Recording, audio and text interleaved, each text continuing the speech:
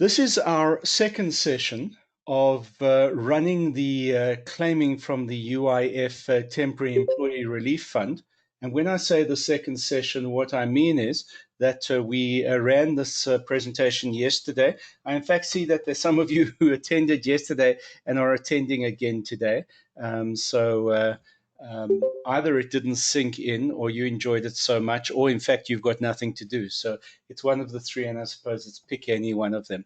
So just to very quickly tell you that the fund was created to compensate a company which is in distress as a result of the lockdown, which has ongoing obligations to employees who are not on sick leave or normal leave. Now, this is critically important. The Unemployment Insurance Fund Temporary Employee Relief Scheme is a scheme which in fact was created to allow employees not to automatically have to dip into their leave pay if they have leave pay available, and not automatically to have to forfeit their entire monthly pay because of the lockdown, because of the 3 weeks of lockdown. Although I must emphasize, and I will continue to emphasize throughout the course of the presentation, that the UIF Temporary Employment Relief Scheme has in fact been instituted for a 3-month period, not a 3-week period. And in fact, we're told by the Department of Labor that 30 billion rand has been set aside for that 3-month period, anticipating that if the lockdown is extended, it can in fact be extended for 3 months, knowing that there is 30 billion rand in the fund to cover as a subsidy the salaries of the people who are affected by the lockdown, the people who can't go to work. I do need to say, again, the Temporary Employee Relief Scheme is not about sick leave. And so the people can't be on sick leave. And ordinarily, they cannot be on normal leave, although, as you'll see in the course of the presentation, we have a huge gray area around normal leave that we'll have a full discussion about. I have also, by the way, conducted an additional interview that I will post on the various groups and send to you, which was conducted with Michael Bagram, who is a member of Parliament. And I have attached a legal opinion that was written by Michael Bagram as a labor lawyer. But I have conducted an interview that I will make available to you about the grey areas in fact, all of the Department of Labor legislation, and in fact, the pronouncements by the Minister of Labor, which I think has caused a huge amount of confusion out there. But what we do know for a fact is there is a UIF Temporary Employee Relief Scheme.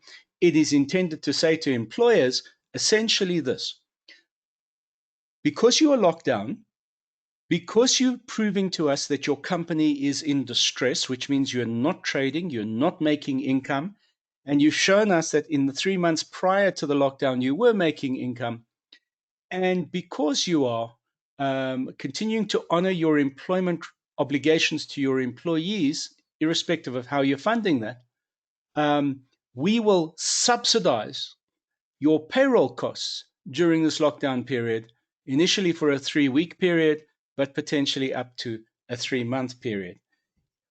A subsidy means that there will be gaps between what we give you as the Unemployment Insurance Fund and what you are going to pay out ultimately at the end of the day. So a subsidy means that, which means in terms of how you will fund the balance or the difference between what we give you and what the person's salary is, can be funded or not funded.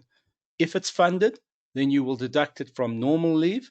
If it's not funded, it means either the employee has chosen not to use his or her leave to fund the gap, or in fact, the employee has no leave due to them. In other words, they've exhausted the leave which is due to them. So it's critically important that you understand that that's the train, the supply side, if you want, of how you're going to fund the activities. The Temporary Employee Relief Scheme doesn't relieve the employer of having to honor your contract of employment. You have a contract of employment.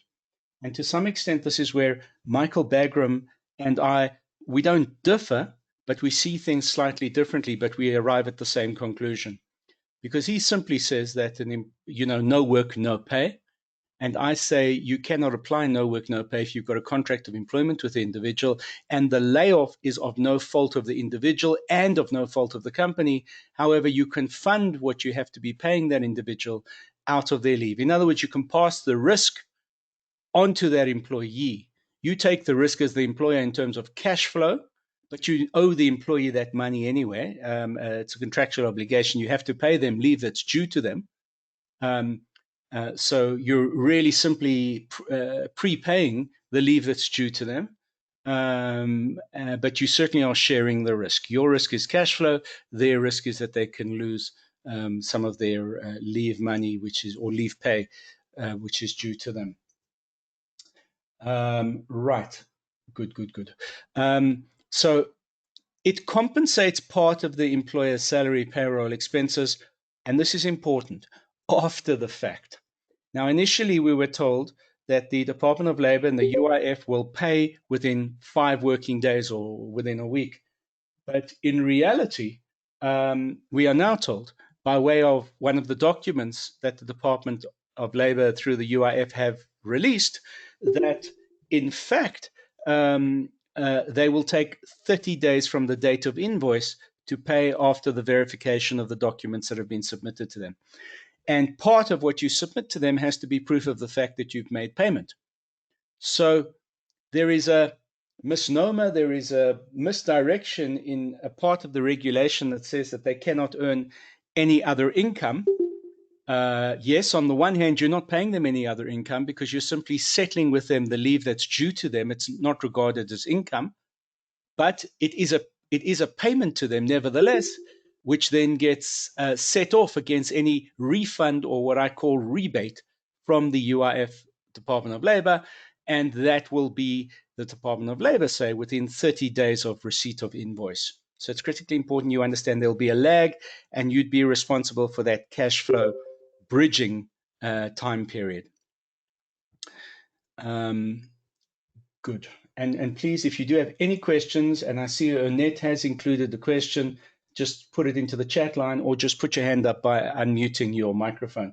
Annette says, question for later, do we pay the difference of the temporary employment relief scheme pay as leave pay or as normal pay?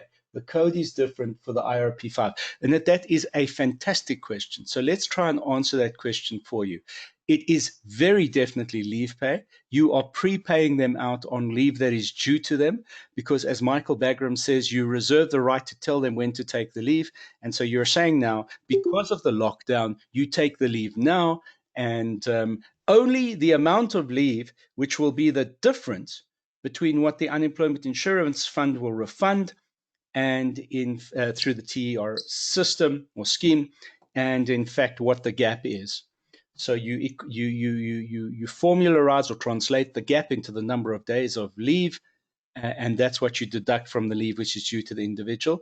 Again, I say, and I'll say this throughout the presentation, you give your employees the choice of taking unpaid leave or taking their leave which is due to them.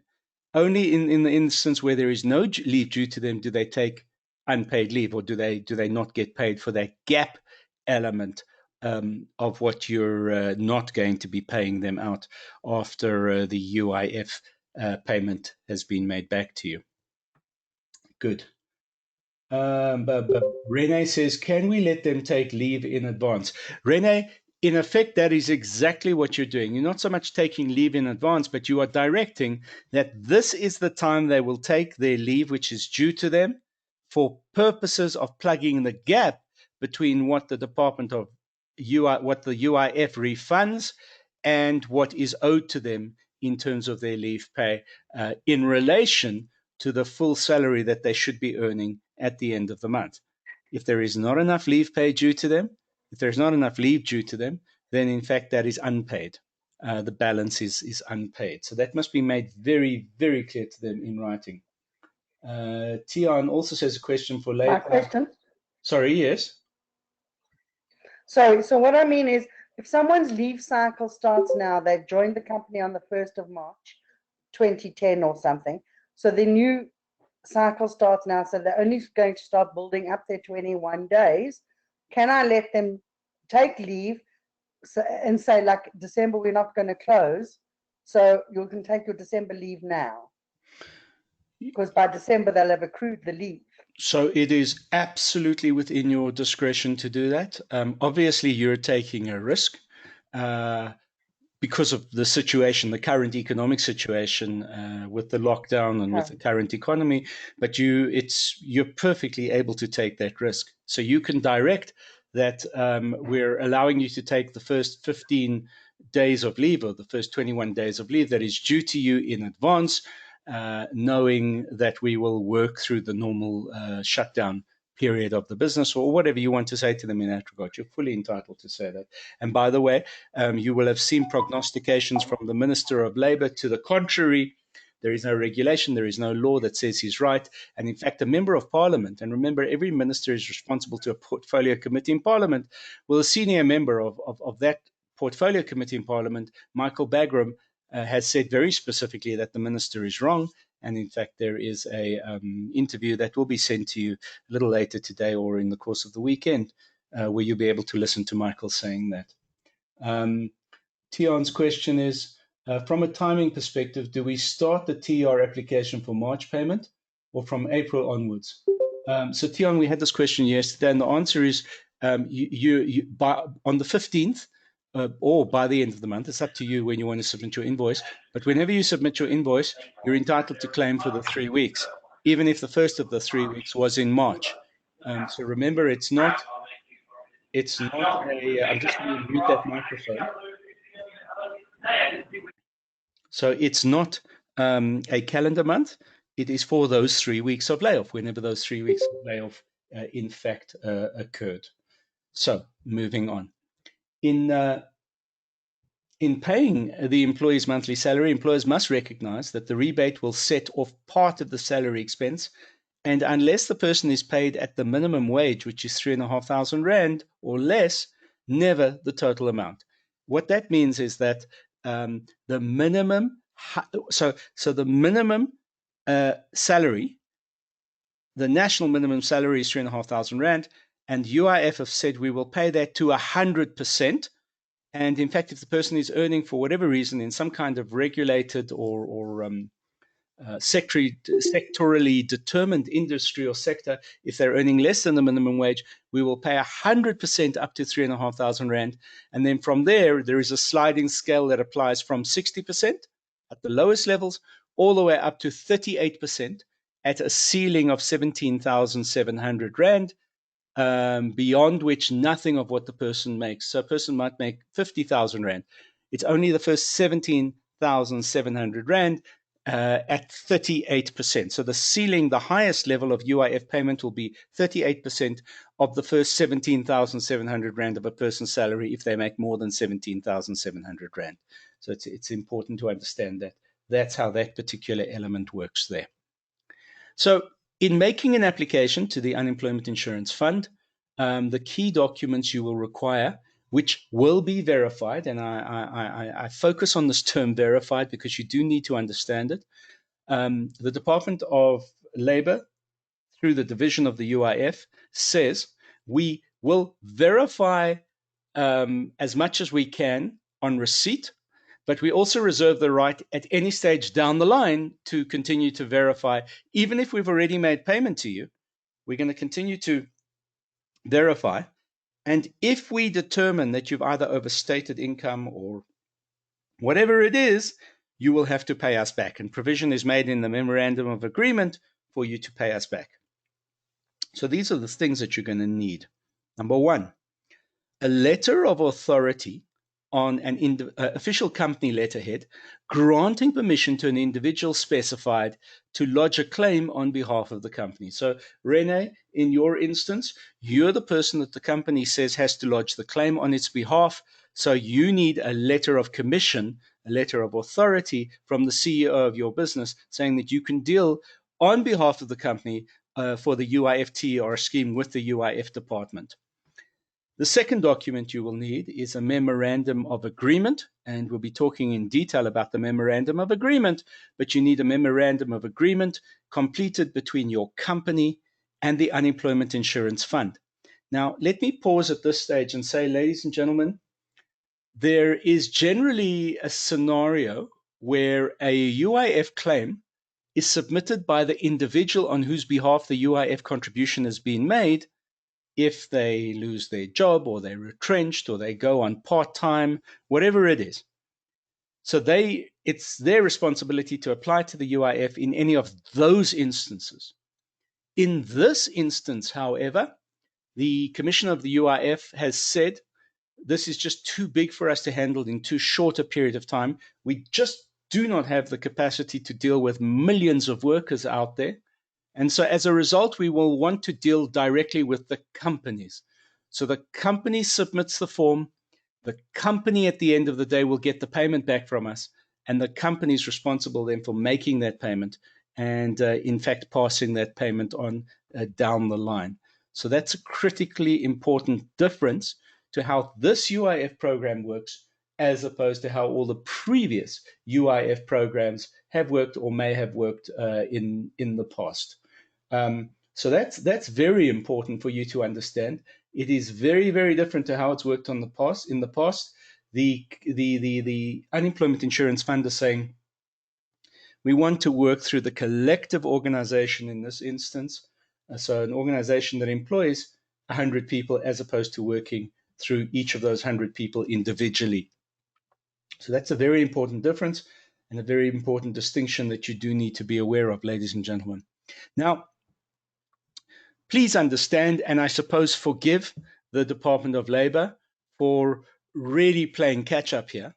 So the regulations are not perfect and they keep changing. And in fact, the Minister Zuma, Nkosazana Zuma, said that last night during her announcement. But she did say, and also you heard Ronald Lamola, our Minister of Justice, they both said it. They said, look, we're playing catch up. We reserve the right to change and come out with additional gazettes and change these regulations as we're perfecting them. And you can understand that it's been done in such a hurry. But the reason I'm raising that is that the memorandum of agreement itself was also done in a hurry. What they did was they copied the memorandum of agreement, which applied to a previous or another fund that in fact is still running, called the temporary layoff scheme, or rather the training layoff scheme, which is another scheme run by the Unemployment Insurance Fund and administered by the CCMA in a relationship with bargaining councils. By the way, that scheme says that if you've got to retrench your staff, come to the CCMA. There is a fund available for the retraining of individuals before you retrench or even after you retrench. And it's a well-documented fund, and it's well applied for, and it's funded at the moment. So what they've done is they've copied the memorandum of agreement from that fund, and more importantly, they've actually copied one of the agreements. So you'll see in the memorandum of agreement that has been sent out with invitation and will be sent out again to people who are participating in this discussion. But you'll see that the memorandum of agreement in the definition section talks about bargaining councils. And in fact, it lists a particular bargaining council. I think it's either clothing or cleaning bargaining council. That's got nothing to do with the temporary employment relief scheme.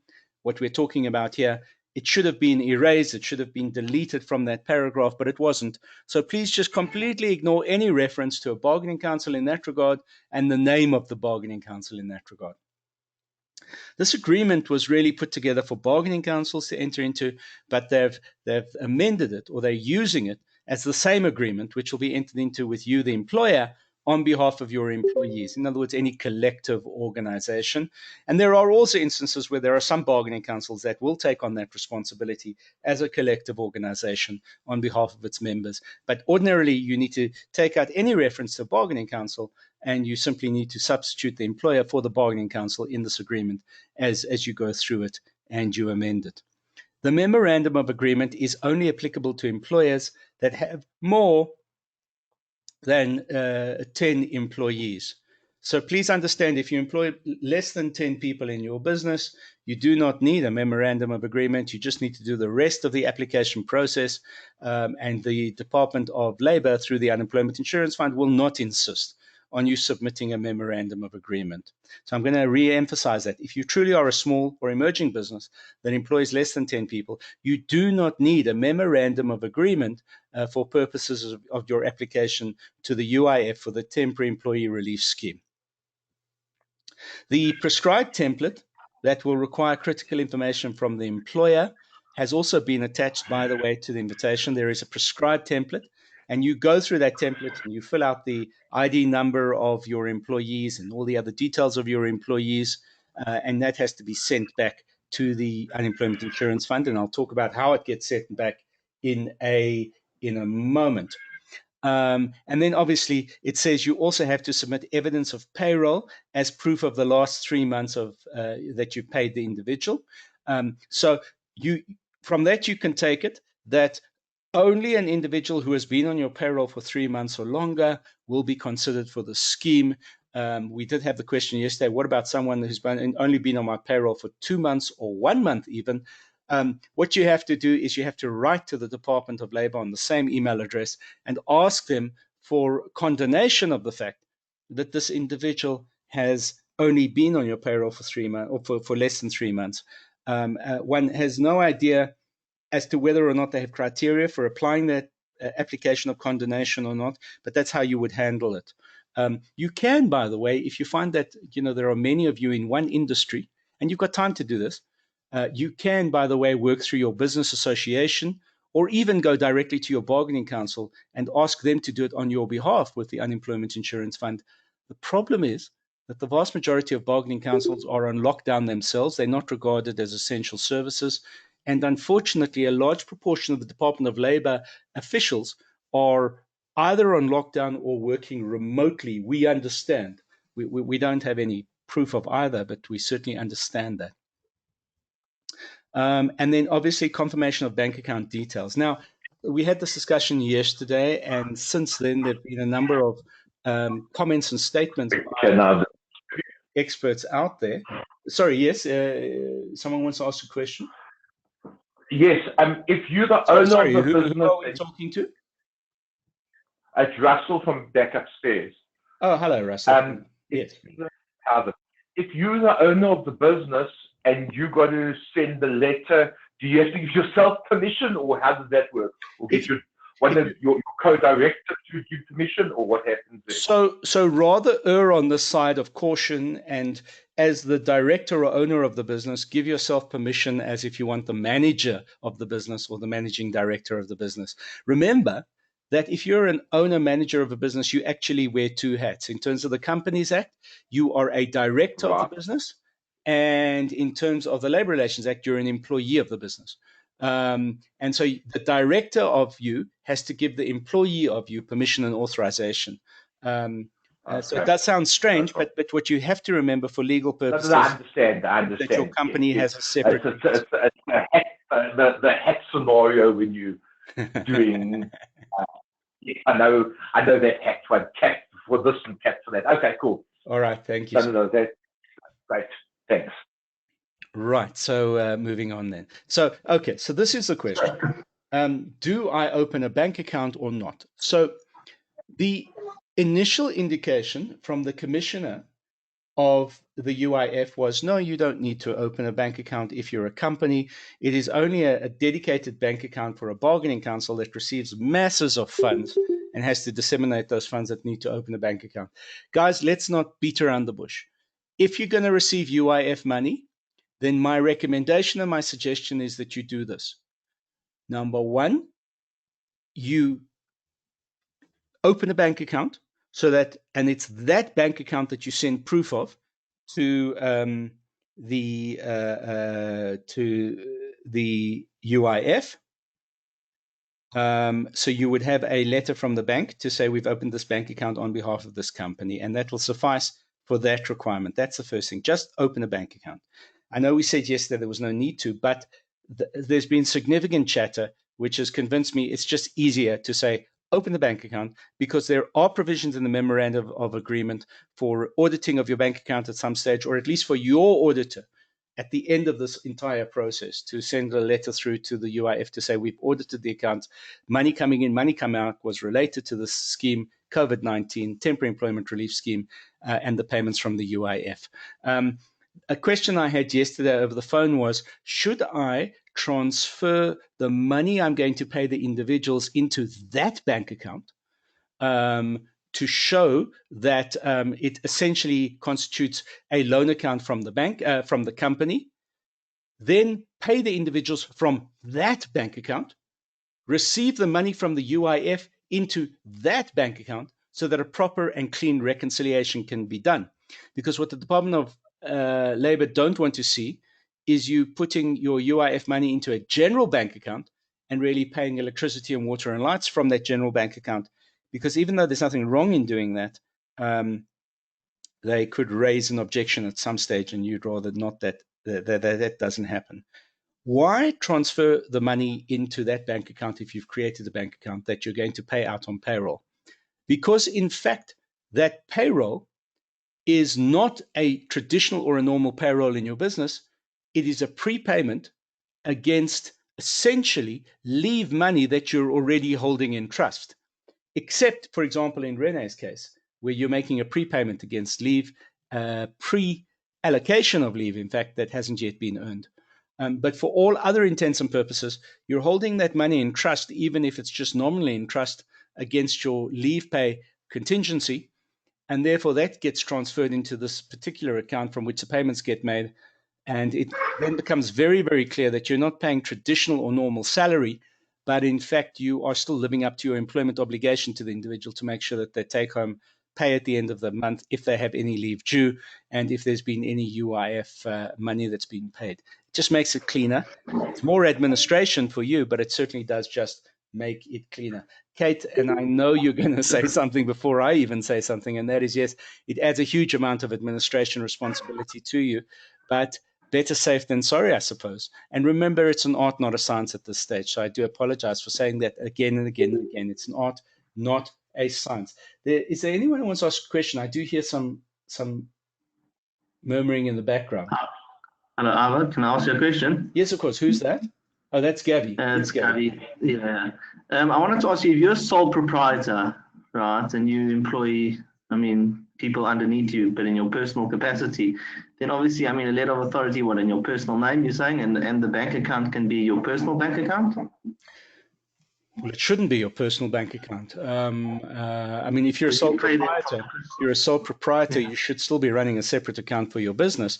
But no, certainly, even if you're running a separate account for your business, erring on the side of caution, you'd want to open another bank account, even if it's just a savings account, whatever.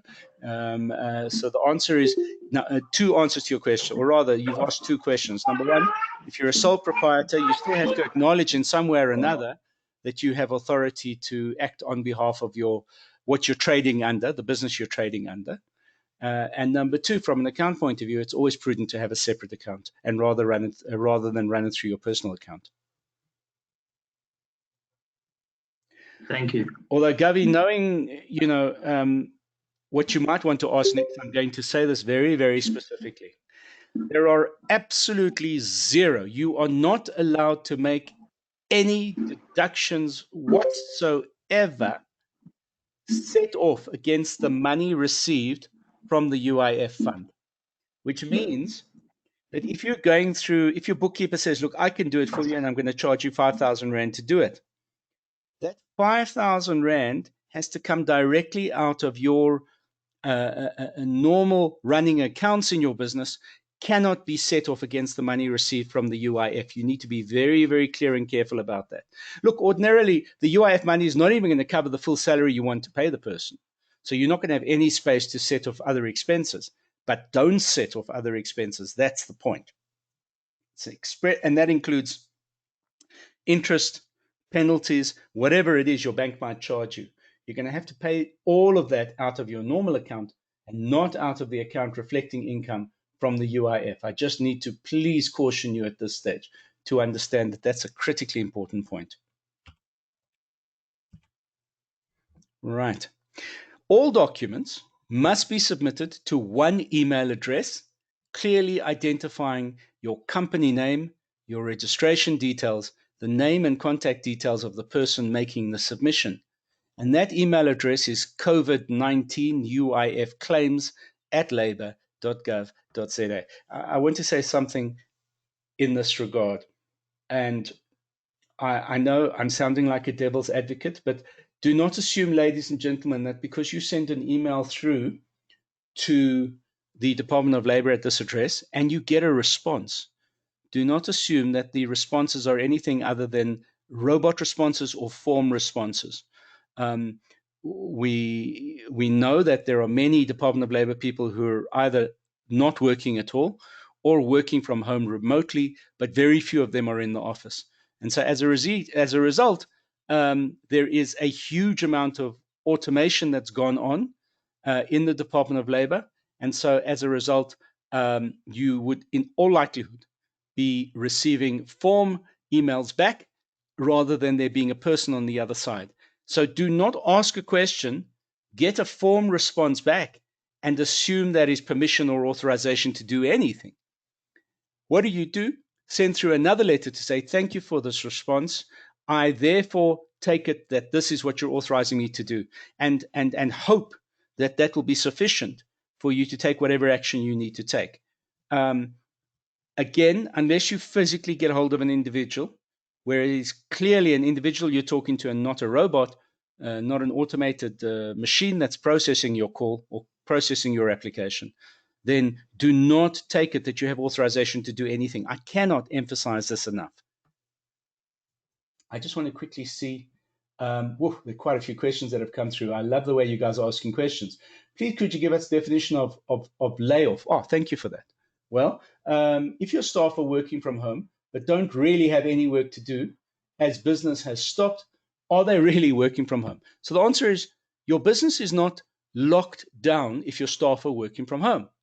Part of your business might be locked down. So, for example, your factory might be locked down, but your administration division might still be working. In which case, when you send through any of these documents and all of these documents to the Department of Labor, send through an accompanying letter to make it very, very clear that part of our business is locked down, the walk-in part of the business, the blue-collar part of the business.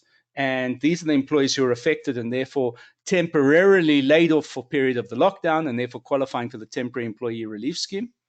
And these are the individuals who are not, on whose behalf we will not be claiming. So make that very, very clear.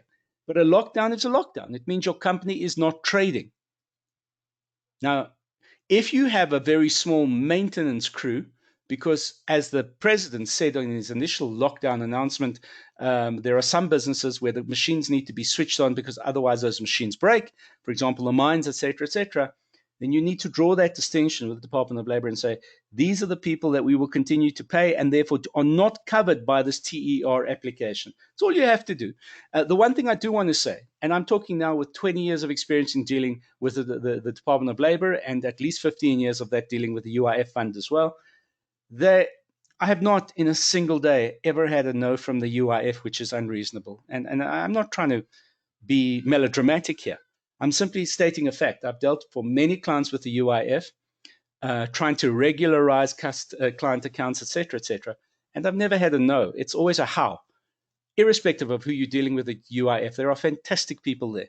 So if you're frustrated now, it's only because they also are affected by the lockdown, and suddenly there's a surge of stuff that people are asking them, not because they are incompetent people. So please, they're always going to be reasonable. Why? Because they're dealing with people's money. Remember, UIF is an insurance policy. So they're an insurance company, and they understand their obligation to the beneficiaries of the insurance company, who are your employees. And they will not take risks in that regard because there's more than enough industrial court precedent and many other civil court precedents as well against the UIF because of that. So that's a layoff. If you're an essential service, you're not laid off. If you're essential service, you're not locked down. If you are a business where there is a component of your business which is essential services, then again, you need to simply say to the Department of Labor, the UIF, here's our certificate dealing with this element of our business, and these are the people who are therefore are not laid off, And these are the people who are because they're in the other side of the business. Just make that very clear to them, and they are only too happy to receive those kinds of explanations from you. So, Debbie, I hope I've somewhat answered your question.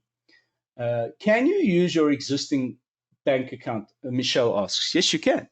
Absolutely nothing's precluding you from using your existing bank account, except you will always be, I think, having to do more justification should your account ever be audited by the UIF, and you will incur more audit fees of your own auditors in trying to explain what was used for this purpose and what was used for general income and expense purpose.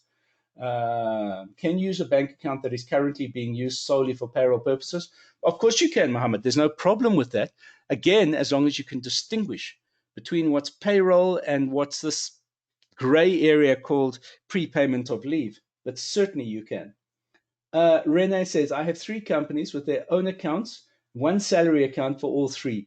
Can I use a salary account or open a new account? Renee, I would still suggest open a new account. You know, the costs are minimal, but it really is very quick. I think with most banks, well, at least with one bank that I bank with. It starts with a C, by the way, and certainly not an F or an N or an S or an A for that matter. But the point I'm wanting to make, you can open a new bank account generally very quickly, and it's clean then. And then you can close the bank account afterwards, you know. Right. Karine says, hello, please can you confirm the TRS salary ceiling?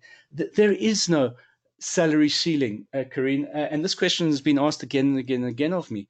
So the only ceiling is on the component of the salary of people who are earning more than 17,700 Rand. There is a ceiling. And the ceiling is that first 17,700 Rand of their salary qualifies at 38% of that 17,700 Rand qualifies for the unemployment TER scheme, and the balance doesn't. So your CEO can get the first 6,850 of his salary set off against TER. That's what the 38% of 17,700 Rand is. And the balance will have to come from his leave, which is most probably 1 or 2 days, or if he hasn't got any leave due, it will be regarded as unpaid leave. I hope you got, I was joking, I was being flippant. Right, good. So there is no TRS salary. There's no rule, and let me say again, there is no rule. I'm not saying there is a rule. There is no rule, ladies and gentlemen, that says that only people earning up to 17,700 Rand can benefit from the UIF-TER scheme. That's not what it says. It says everybody in your business on whose behalf UIF is paid on a regular basis, or at least for the last 3 months, everybody in your business will qualify for the TER subsidy. Some of them for 100% of their salary, those earning 3,500 Rand or below, and some of them who will get 38% of the first 17,700 Rand of what they're earning. So there is no TER limit. There's no TERS limit. I hope that is clear, Karine. Thank you.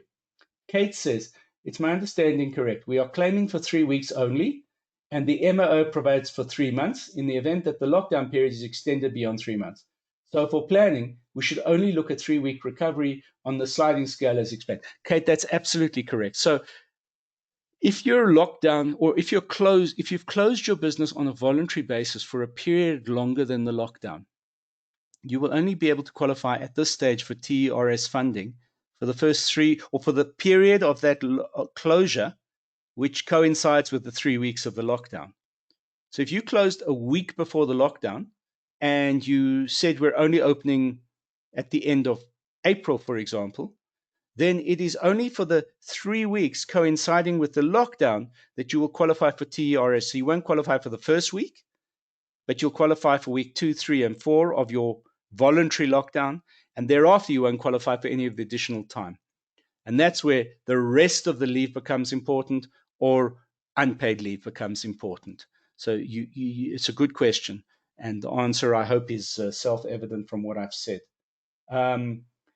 Is there a template for the temporary layoff procedure? I'm going to go through the forms in a minute, Debbie.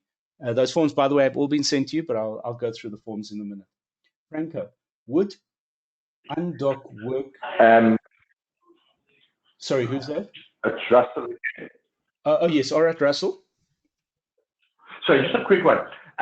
If you, for argument's sake, work for a swim school or something like that, and you don't actually get paid a salary, you get paid according to what kids you have, what happens then? So it's a different question you need to ask. Is UIF paid on your behalf? Yeah, so obviously her boss has to basically apply for it to her boss, and that's what basically has to happen. Am I correct? So let's say this.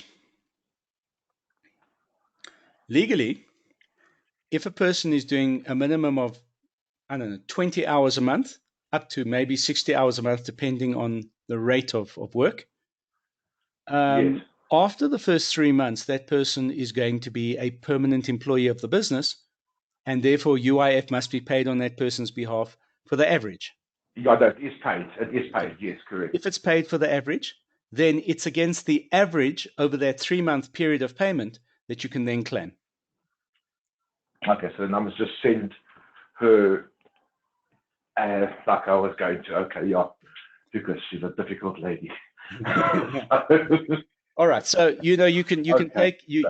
can take this offline with me. I'm more than happy to advise you about difficult ladies. I deal with enough of them.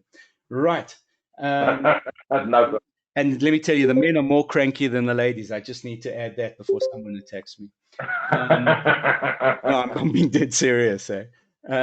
Right, so payment will only be affected after the memorandum of agreement has been signed off between the fund and the employer bargaining council, or the employer or the bargaining council. So payment will only be affected after the memorandum agreement has been signed off. So fill in the memorandum of agreement as quickly as possible, send it to the department, follow up with a phone call, and you'll get the phone call number in a minute.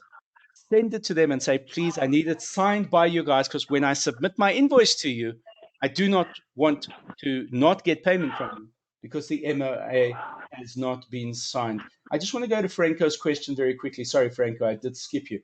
He says, would undocumented workers be able to get UIF? Sorry, just joined the meeting. Franco, the bottom line is, no. So I take it when you mean an undocumented worker, you're really talking about what that guy Trump would refer to as a Mexican. In other words, someone who's crept into the country, who has not got papers to be in the country, who has not gone through normal immigration process. In South Africa, who wouldn't have what is referred to as an aslam, which essentially is a permit to work in South Africa. With an aslam comes the obligation on the employer who's employed the person with the aslam to pay UIF. If UIF has been paid on behalf of a migrant, then that migrant is perfectly legal, and the department has accepted the money on behalf of those people. The department has an obligation to pay those people irrespective of their country of origin. So, Franco, my answer to you is, if they're undocumented, meaning that they are illegal in the country, then no, they are not allowed to be working for you. You're not allowed to employ them. And certainly the last thing I would do if I was you is submit an application to the Department of Labor on behalf of undocumented workers, because you know what the fine is. The fine is 15,000 Rand a person. Forget about imprisonment. That's not going to happen. But the fine is 15,000 Rand a person.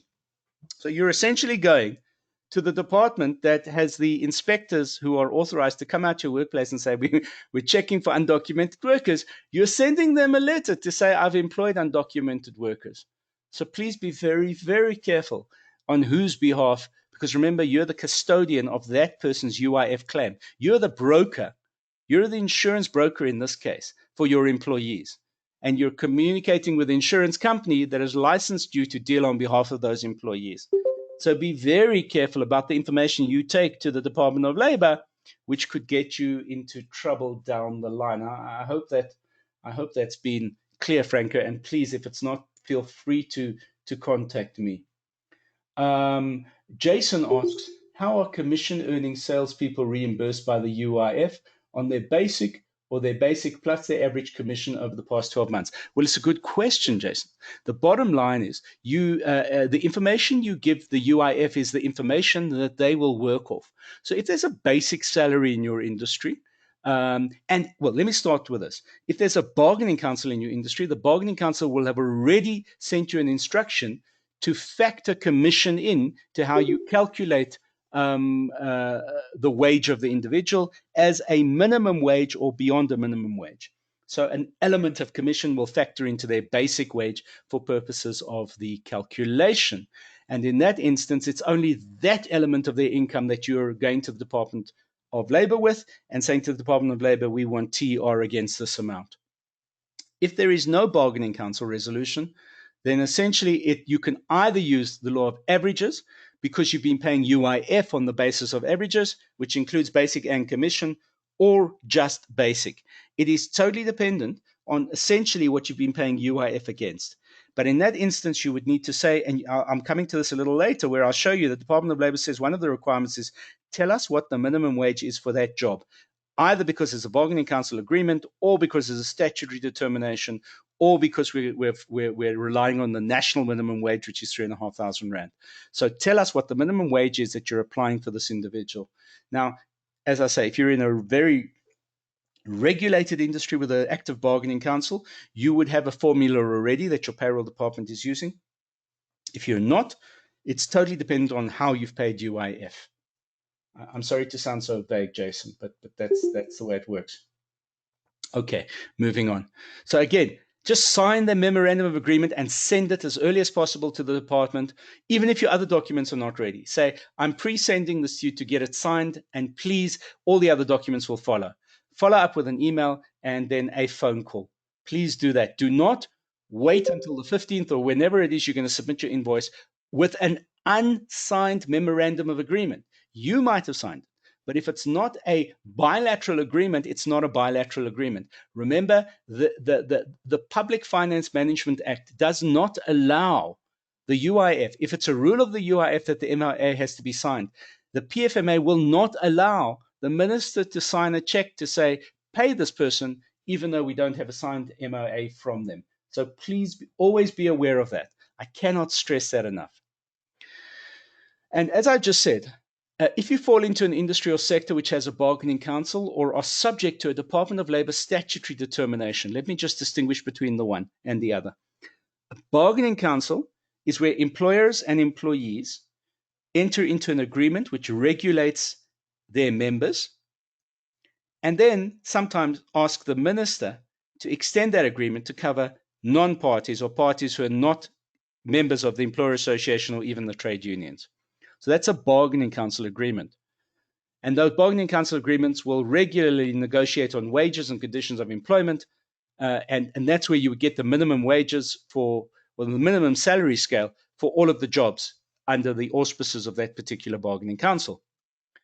If there's no bargaining council, but the minister says, hold on a moment, these employees are being abused. So for example, in the restaurant industry before there was regulation, or with domestic workers, there's a statutory determination for domestic workers. And so the minister publishes a gazette to say these are the minimum wages you would pay a domestic worker. There's no trade union, there's no employer association, there's no bargaining council. So that's why I'm taking it upon myself to determine what those salaries should look like. That's a statutory determination. That way you end up with national minimum wages for that sector or that industry. Those national minimum wages that you're working off of are what you're going to indicate to the Department of Labor's UIF division that you're working your claim off against. So minimum wage for this job is 10,000 Rand, and therefore we're working out that it's 40% against the 10,000 Rand that we're claiming for TERs, because remember there's a sliding scale, and that's how much money we want back from you. That 10,000 Rand is less than the 17,700 Rand ceiling threshold of what can be claimed, and therefore they'll pay you the full 40% of the 10,000 Rand if everything else is in order.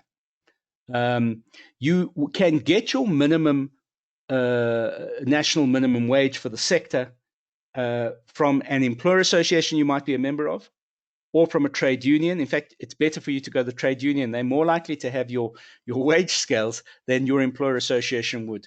Unfortunately, I'm finding too many employer associations that really do not sit down with trade unions or not in bargaining councils.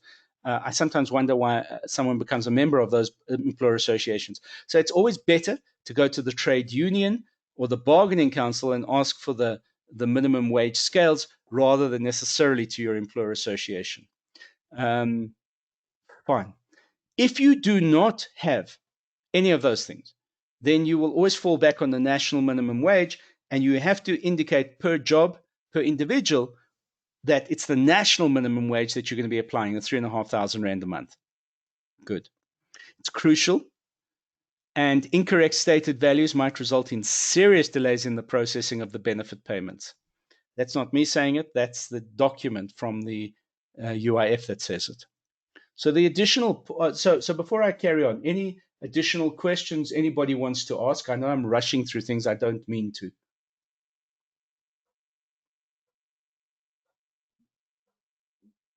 Nobody. All right. Well, that's great. I'll just unmute your microphones in case you're muted. Anybody want to ask anything? Lynn, you want to ask something?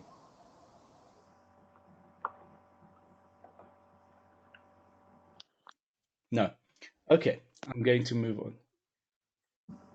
Right. Someone just posted the question. Listening to meeting from beginning if recorded. Yes, Franco, this meeting will be recorded and it will be sent out to everybody. So thank you for that question. All right, so I'm going to mute everybody again so that we can carry on. So the additional points. Opening of a special account is only applicable to a bargaining council, but I'm recommending you open a special bank account.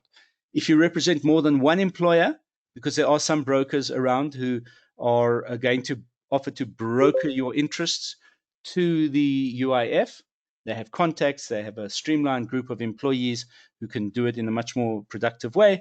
They have to submit one template per employer, one spreadsheet of employees per employer, and they cannot do it collectively. The means to payment is critical. And what that means is you need to provide banking details for whatever account you want the department to pay into. If the payment should go to the employer, then the employer's special banking account should be given. A proof of payment is required to satisfy that the payments indeed went to the employees. And this is very critical if we're going to see an extension of the 3 weeks. As I said, they've made provision for 3 months.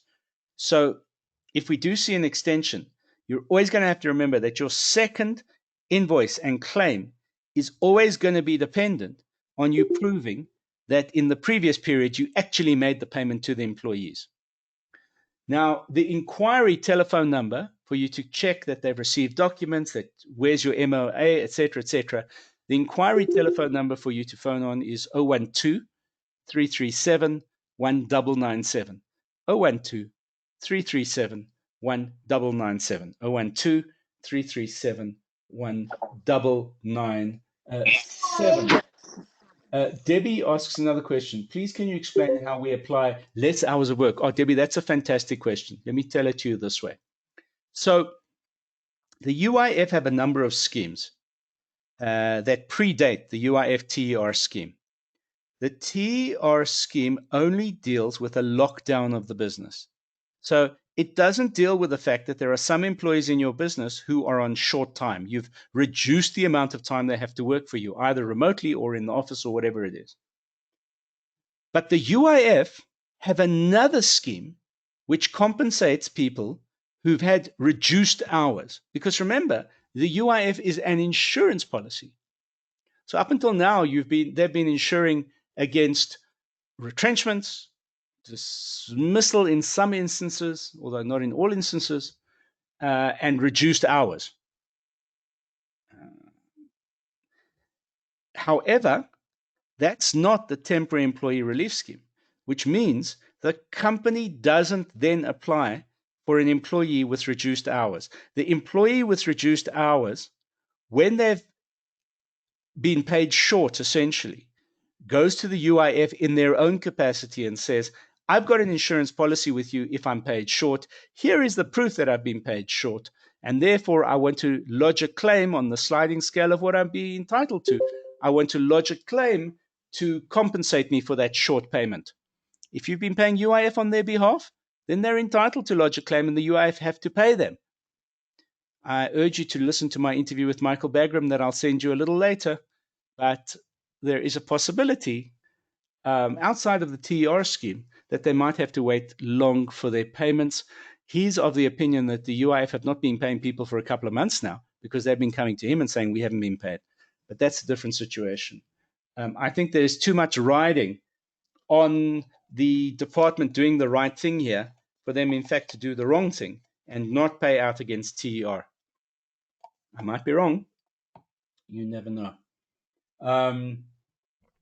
So if it's short term, then the business is not shut down.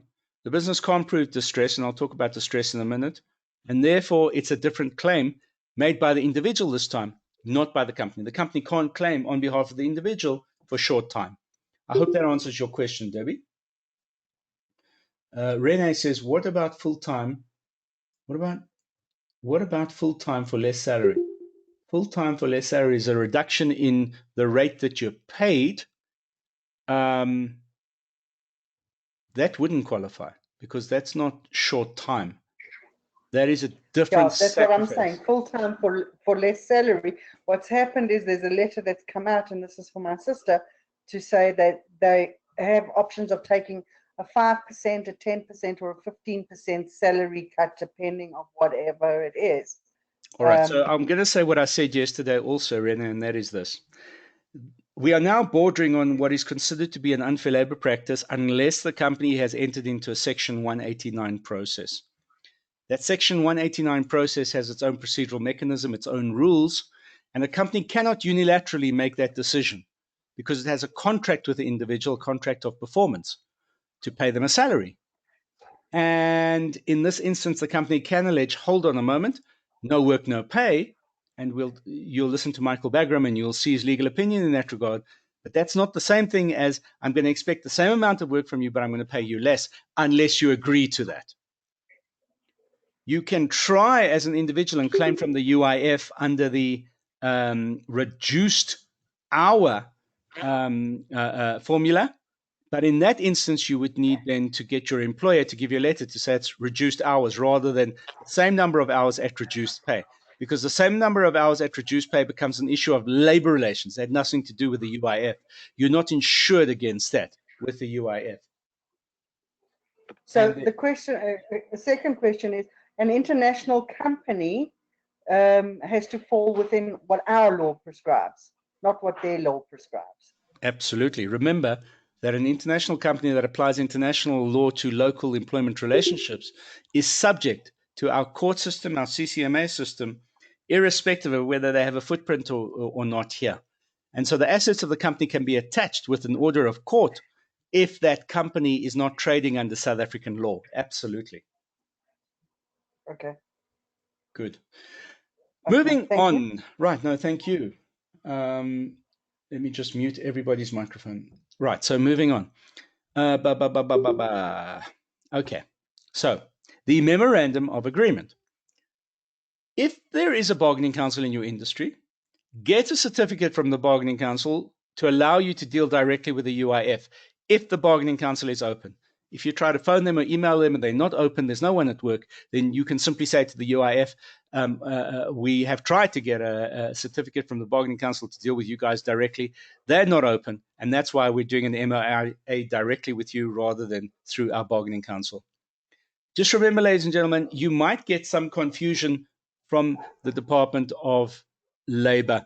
And what I mean here is there are people in the Department of Labor who very often don't understand their own rules and processes, not so much the UIF, but certainly the Department of Labor. Now, I did mention at the beginning of this discussion that the temporary layoff scheme, which predates the temporary employee relief scheme we're talking about now, was a scheme that's been going for a long time through the UIF, funded by the UIF, but managed by the CCMA. The documents are confusing in that in places they make reference to the temporary layoff scheme, or they have components of the temporary layoff scheme still in them, especially the MOA. So ignore any reference to any bargaining council or anything to do with the TLS. It's a mistake. Literally delete it and create for yourself your own template before you fill it in. So you just need to understand that. The agreement will last for 3 months, so that if lockdown is extended, you will have an agreement already signed to cover the lockdown. So remember that this agreement you enter into with the UIF will last for 3 months. Even if we're in lockdown now, we come out of lockdown on the 16th, but on the 16th of the next month, we go into lockdown for another 3 months. You'll still be covered by the same memorandum of agreement. And therefore, you do not have to be concerned that every time we go into lockdown, you have to sign a new memorandum of agreement. And the likelihood is if we go into an extension of lockdown and it lasts longer than 3 months, then in fact, the agreement will automatically be extended by the UIF for that extended period of time. There's no question in anyone's mind about that. 4.8 of the MOA says the employer shall account for the expenditure on previous tranche payments before the next tranche can be processed. I've spoken about that already. If we go beyond 3 weeks and we go into close to 3 months, so that there's at least 3 payments that you're going to be invoicing for, the second payment will always be contingent on you having satisfied the payments under the first payment, and the third payment will always be contingent on you having satisfied the payments under payments 1 and 2. So always be aware of that. The COVID-19 benefits will not be paid to employees appointed after the commencement of the agreement. So we spoke yesterday about the fact that this is actually an impossibility because you have an agreement covering the fact that all of your employees are laid off for the period of the lockdown. So you have no right to employ anybody else because your company is in distress because it's closed. So you do not have a scenario where you're going to be able to employ people after the commencement of this agreement. So you have to ask, they left it in the memorandum of agreement, and yes, a lot was left in by mistake, but if this wasn't a mistake, what could this be referring to? It could be referring to that you have a company where some of it is in lockdown and some of it is essential services. And over time, you shift people from essential services into lockdown because you've got too many people in essential services. Or over time, there's a gazette that says what was essential services is no longer essential services. So the assumption is that 4.10 is there simply to make allowance for that scenario, for that situation. I hope that is clear. I know it's as clear as mud, and I do apologize for that. But remember, we are trying to make sense of what is generally a very mishmashed, sort of quick, cobbled together legislative framework here. Debbie says, is there a template and correct procedure to implement reduced hours short time? Please, when you are done at the end. Debbie, it's basically your own Excel spreadsheet that hold on. There isn't, except you can create the control instrument within your organization. But remember, you are not submitting as a company to the Department of Labor, the UIF. You're not submitting anything on behalf of reduced time. You're simply giving your employer a letter to say their time is reduced by mutual agreement, and they're then taking that letter together with their payslip and together with proof of UIF to the UIF to claim under a separate category of their insurance policy. So that has, quite frankly, got nothing to do with you, Debbie. And so therefore, there is no formal UIF spreadsheet in that regard. One thing I do want to emphasize is 411, ladies and gentlemen. The COVID-19 benefits are for the benefit of employees, and therefore they constitute workers' funds. Therefore, they will not have anything set off against them. Management fees, interest, or any additional costs whatsoever. This is not rocket science, so please do not make that mistake, I beg of you. In relation to all 3 monthly payments, employer must submit documents as stated in Annexure A, and we'll go over Annexure A in a minute, on or before the 15th of each month to the UIF for verification. The UIF should accept and agree with the employer on the submitted deliverables prior to processing payment on any invoice. So that's their basic working rule, although they're so snowed under and there's lockdown, even for the Department of Labor, which means they might only get to that after the fact rather than before the fact. But generally, your defense, if they do find something wrong down the line, is, hold on a moment, your own rule said that you should accept and agree with us on the submitted deliverables in our invoice before you paid us. Now you're breaking your own rule by now wanting to audit us or now wanting us to repay something. And that is it's a legal, legitimate defense, bearing in mind this is their rule. But we don't think you're going to be very successful with it. The UIF shall pay funds electronically into the bank account within 30 days of receipt of a valid invoice and accepted deliverables as stated in the annexure. First payment will be made after the signing of the agreement by both parties, which means even if 30 days have passed, if you don't have a signed agreement that's been verified, you're not going to be paid. Just be aware of that.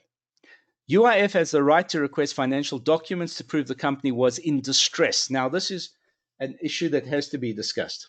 What does it mean to be in distress? Well, first of all, there's no real definition of distress in any of the documents.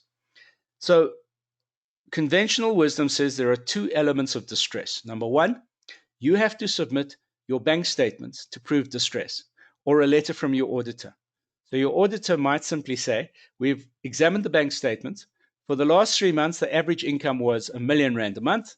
For this month, the income is 200,000 Rand, which is what was owing from the previous 3 months, and there's been no new invoices submitted for the period of this month because there's been no delivery of product or supply of service. So that's the first way of proving distress. The other way of proving distress is we are locked down. Here is our instruction to our employees. You can see 100% of our employees are not working in the business. We are locked down, or a portion of our business is locked down, and hence that's distress because we're not making any kind of income. Those are the two elements of proof of distress that conventionally people accept. Michael Bagram, in my interview with him, was relatively more suspicious of this, saying that if a owner of a business has a property in the name of the business and the property is worth 2 million Rand, it hasn't been bonded, then how can you say the business is in distress? The one thing I think I can guarantee you is the Department of Labor is never going to get to that stage on this particular scheme. There is absolutely no compunction on you to have to liquidate your assets before you can establish that you're in distress. But listen to the discussion with Michael Bagram, because as you prove distress, you might want to, well, hopefully you can read between the lines of what I'm saying. The employers will require to sign an acknowledgement of debt if contributions are not up to date. Now, that's very positive.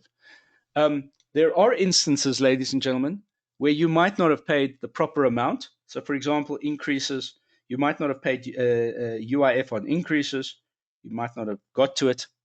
You might only regularize every 2 or 3 years with the department. Or you might have paid on behalf of an employee who has left but continue to pay in their name rather than the replacement person. One thing I can guarantee you is ordinarily, and I do need to emphasize, ordinarily, I don't know what it's going to be like over the next couple of months, but ordinarily, the department is very eager to regularize in that regard. And there's absolutely no problem in pointing out what the issue is to them, asking them to fix up, and they'll simply ask you to either sign a acknowledgement of debt, or they will ask you to make the payment, or you'll offer to make the payment. So regularizing a problem is not something you should be afraid of. There is absolutely no issue with you submitting your invoice together with a letter of regularization and an acknowledgement of debt. An acknowledgement of debt is an indication that you've regularized anything that is outstanding with them, and will be sufficient if you've been paying the insurance policy in one way or another, or you're prepared to pay it before it's paid out, for the department and the UIF to go ahead and just process. They want to process, they don't not want to process because they have a budget that they have to spend in this regard.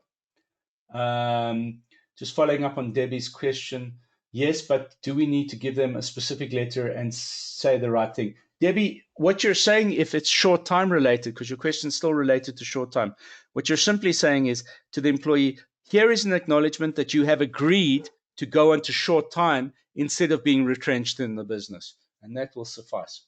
Gabi says, on Debbie's question, what portion of their salary can the employee receive for reduced hours? Gabi, there's no amount. There's no minimum wage, there's no indication. It's based on what is agreed to by the employee in terms of hours that then gets factored against the minimum wage, which is an hourly minimum wage. The 3,500 is just calculated on the average amount of hours a person works in the course of a month.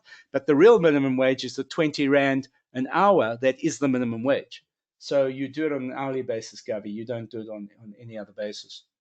Narita says, do you have a sample of the invoice to be sent, or is it just a spreadsheet? Narita, it is the spreadsheet together with all the MOA, and I would say to you a third document, which is just your invoice on your company letterhead, because remember, they're paying out against your invoice. In this instance, think you are the insurance broker on behalf of a whole lot of beneficiaries. So please bear that in mind. That's the first point. Narita, the second point is, if you are on an automated payroll, the department has submitted 2 payroll patches that are also attached to this invitation I've sent you, and I will send out to those people who didn't get the invitation. However, you should speak to your payroll company urgently, because some of the payroll companies have already sent out to their customers patches for purposes of the UIF-TER themselves. They don't want you to really play with a department's CSV patch that will be in the file that I've sent you. They're saying they've got their own patches. So you should ask them first, is there a payroll system patch to process the TER returns to the department? So Narita, I hope I've answered your question there. Ashraf says, with regards to being in distress, what happens in the case that the business has cash on hand and the bank statements reflect this? However, zero turnover has been done to the lockdown. Ashraf, as things stand at the moment, it doesn't matter that there's cash on hand. That cash on hand has to carry you for a whole series of other things, including your ongoing other obligations in your business. And while your employees have preferential debtor status, the reality is that you do not have to worry about that at this stage. And certainly you have a right of objection should you encounter that kind of opposition from the department. It's highly unlikely. Look, let me qualify that with a rider.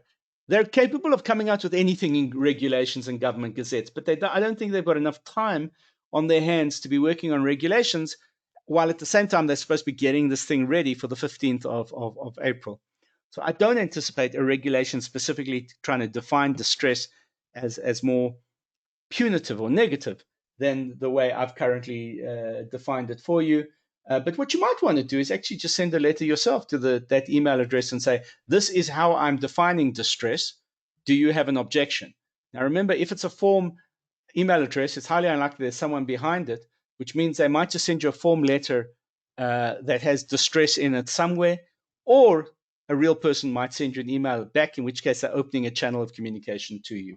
So in either event, you're actually winning. Good. FK says, I owe money to suppliers, which we deferred. We paid full wages till end of March. Apparently, we were told that TERS will do full audits, so it's easier to apply for UIF as our employees are minimum wage earners. We may have cash in our accounts, which is owed to suppliers, which will be better to apply for. Well, if your employees are minimum wage earners, they're all going to qualify for 100% of UIF, irrespective of whether it's the normal UIF application, in which case you will have had to undergo a Section 189 process for them. The Temporary Employment Relief Scheme doesn't require a Section 189 process. So FK, essentially, that's all I can say to you.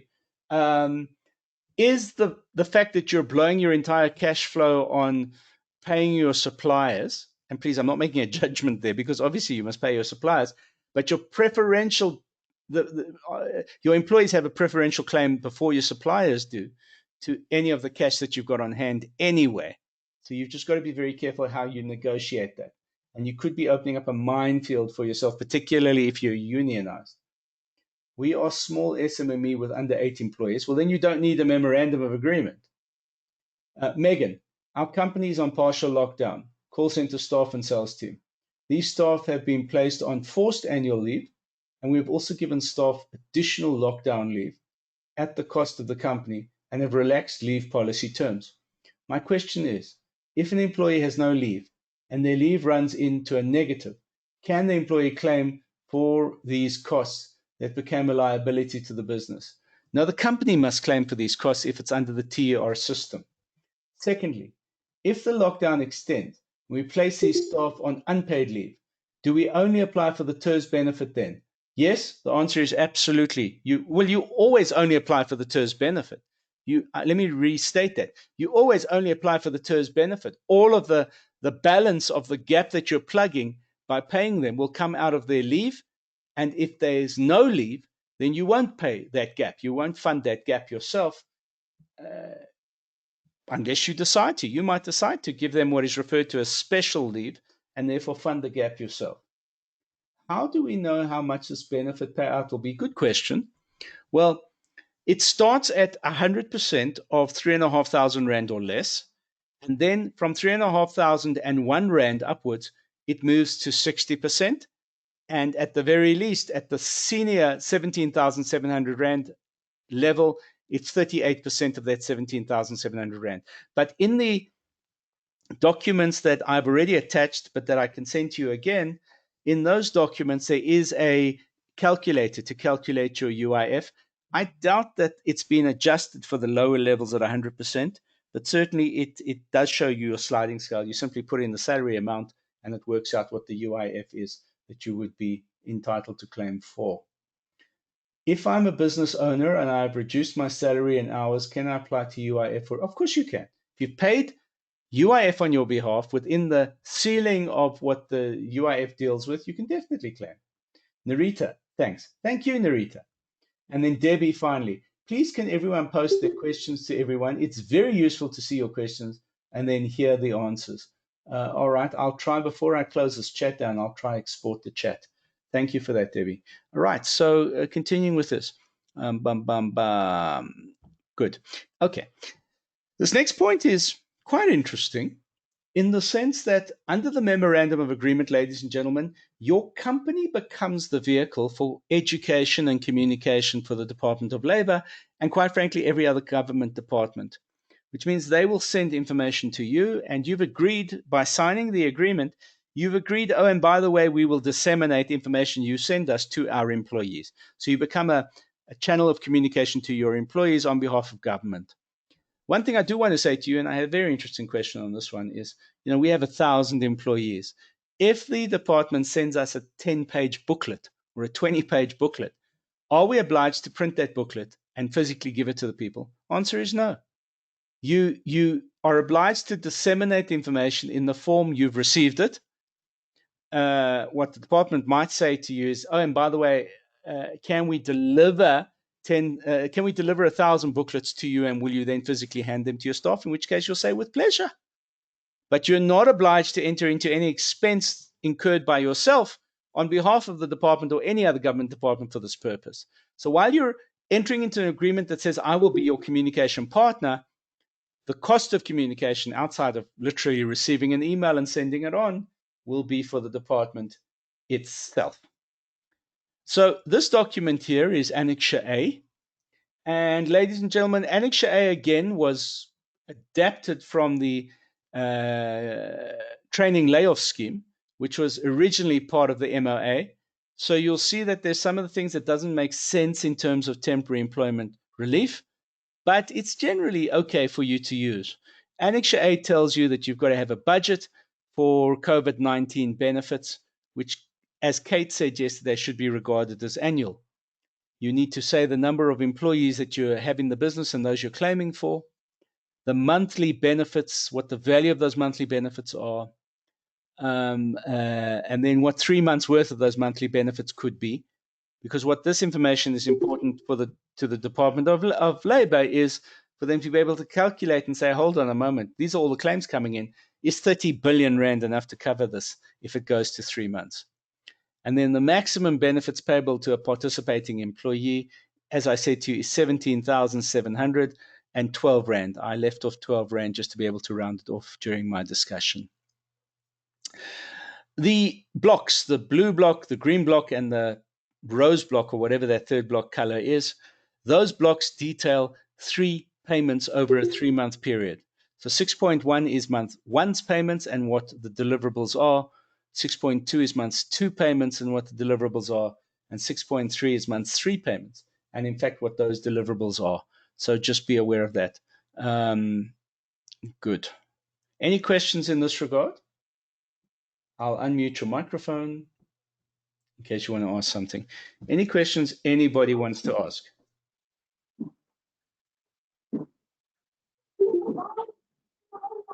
Okay, that's great. It sounds like everybody's basically covered so far. So, ladies and gentlemen, the next and the last slide says there is a legal opinion that's been sent to you from Michael Bagram, who's a member of Parliament, on no work, no pay, and leave pay from Michael Bagram. What I want to do just very quickly is, so that this doesn't get misunderstood. So let me just do this.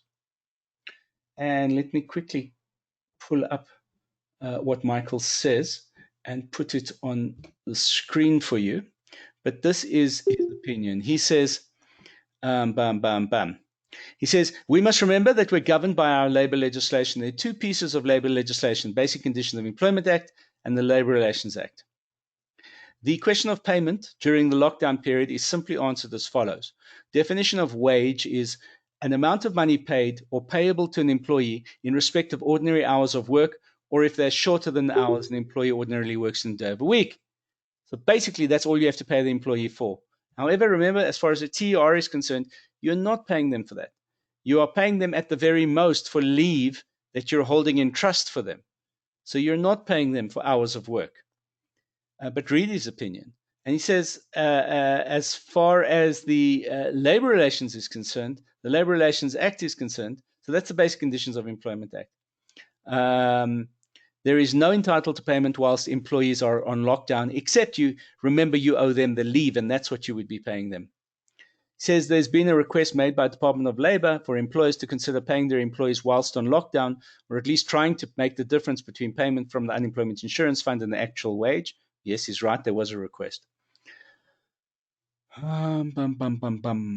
There's a paragraph I want to go to. So to sum up, he says, employees are not entitled by law to be paid during the lockdown period if they're not working.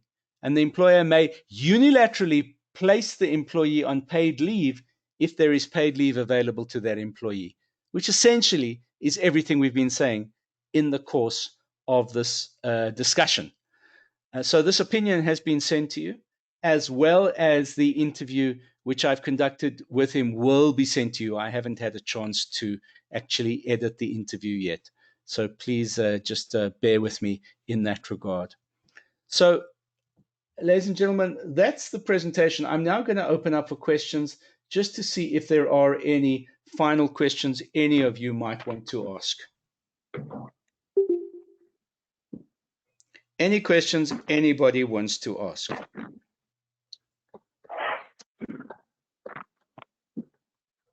No questions. Oh, yes, sorry, who's that? Yeah, it's Lynn. I just wanted to say thank you very much, and it'll be very useful to get this that we can download and go through carefully. So I'll tell you what you're going to get. You're going to get the link to the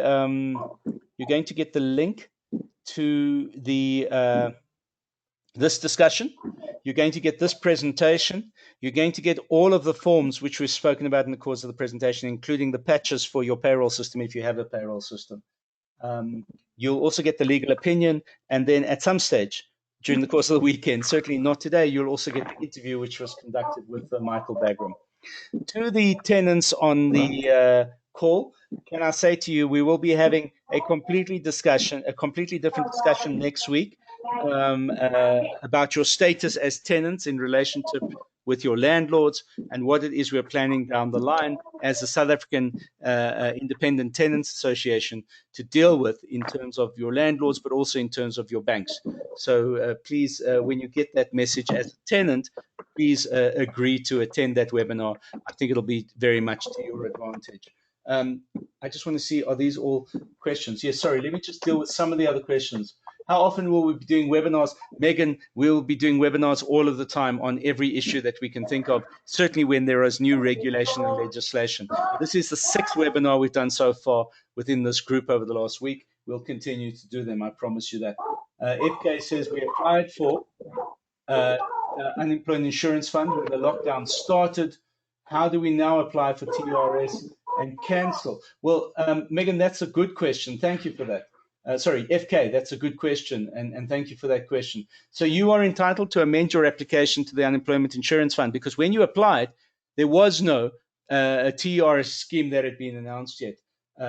You have no choice, by the way. You have to first go TRS and not deduct leave from your employees as your first port of call as far as the Unemployment Insurance Fund is concerned. So you have to vary your application to the Unemployment Insurance Fund. Obviously, it could become complicated if they've already paid you out, but it's not likely that they would have paid you out for leave during the lockdown period.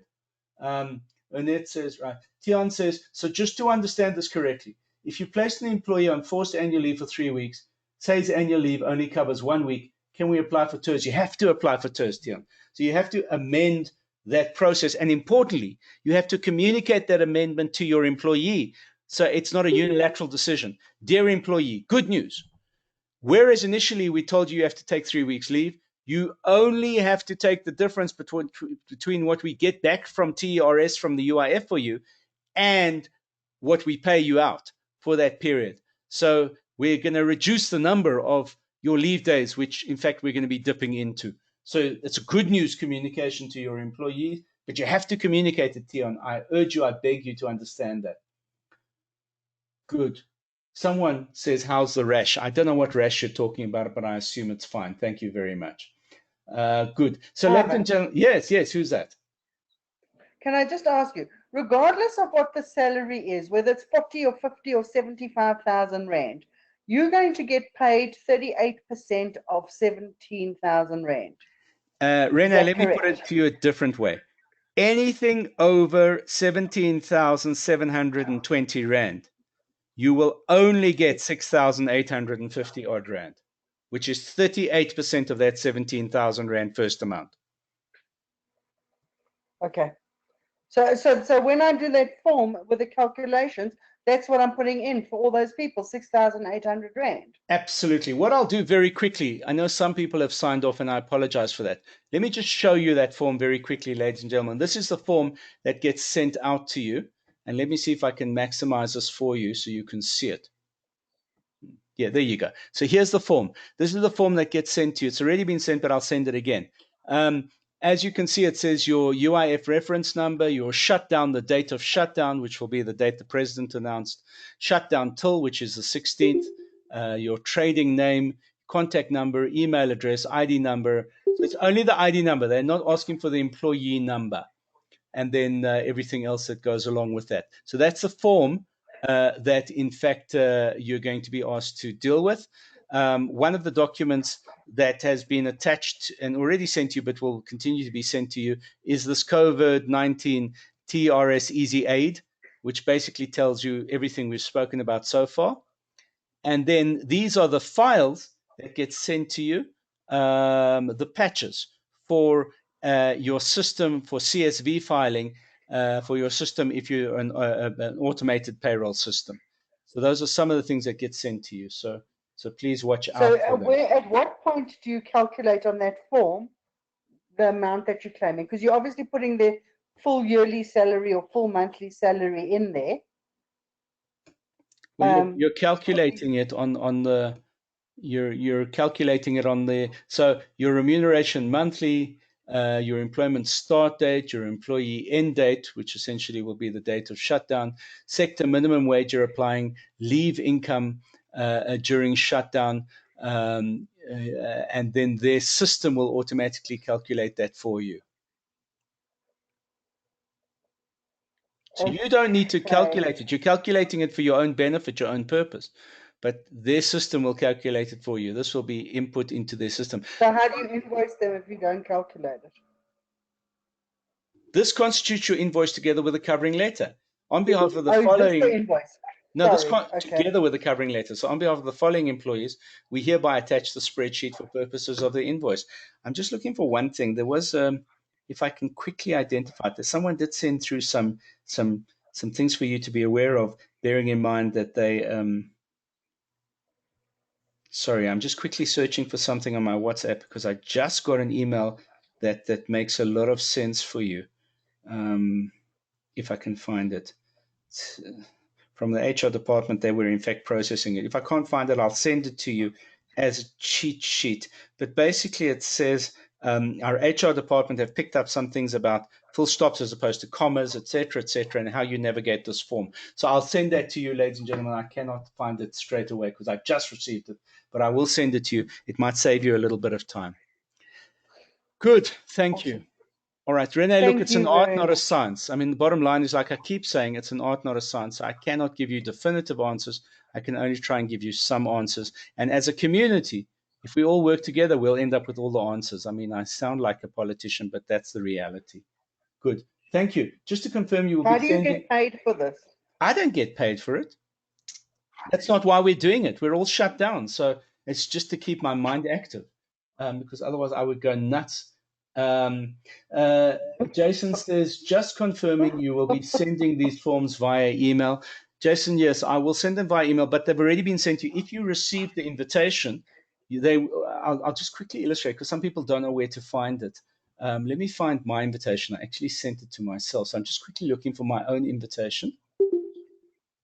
Is that it? Yes, that's it. I will move it now over to for you to be able to see here. So you were sent an invitation. If you were sent an email invitation, it looked like this, which told you how to go online.